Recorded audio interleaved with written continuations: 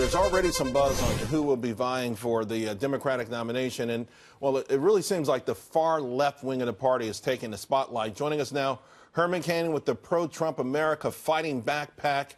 Herman, the Warrens, the Sanders, the O'Rourke's certainly pulling the party further left. No doubt about that, right? They are pulling some of the party further left. And with Elizabeth Warren announcing she's going to go to Iowa in the Midwest, I have a message for all of these far left socialists who claim to be Democrats.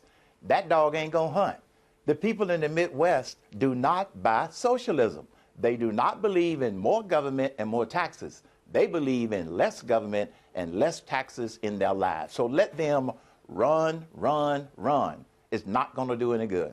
By the same token, though, we do see where young Democrats, millennial Democrats, have romanticized socialism, that they really believe it's the thing, and that the newest superstars or burgeoning superstars all seem to reflect this sort of democratic socialist mantle.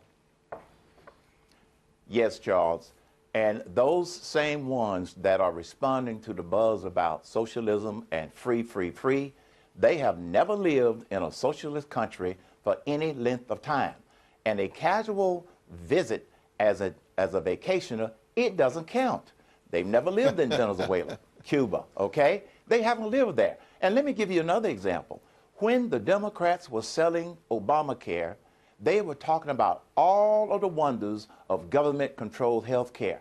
But they never shared with these same people what was happening in Britain, what was happening in other European countries, what was happening in South America. They weren't telling the people the truth. And so Elizabeth Warren and all these other far-left socialists that call themselves Democrats, they're going to go to the Midwest, and they're going to be in for a rude awakening. By the same token, and you and I have talked about this before, this sort of pushback against capitalism, as we see corporate profits, I think this will be we'll see 3 quarters in a row where corporations, these big corporations, bank $2 trillion. And while we see many parts of the economy doing very well, you know that almost all of these Democrats, no matter what side, left or right side of the party, that's going to be a central issue. I think hate Trump, hate capitalism, corporate profits, I think they're all going to sing from that same hymn sheet. I think you're absolutely right, Charles. Hate Trump is going to be a lead message. That's not going to fly in the Midwest. It's not going to fly in the flyover country because they don't hate Trump the way some of these, big city, big state liberals hate Trump.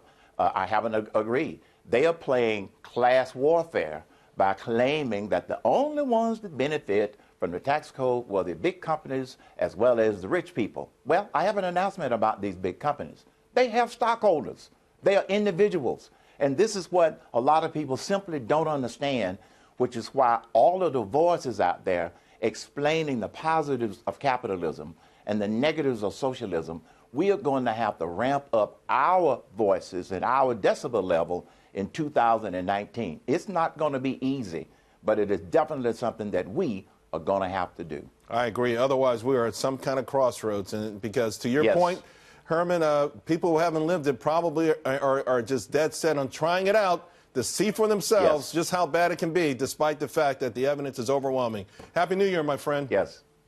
Happy New Year to you, Charles. All right, see you again soon.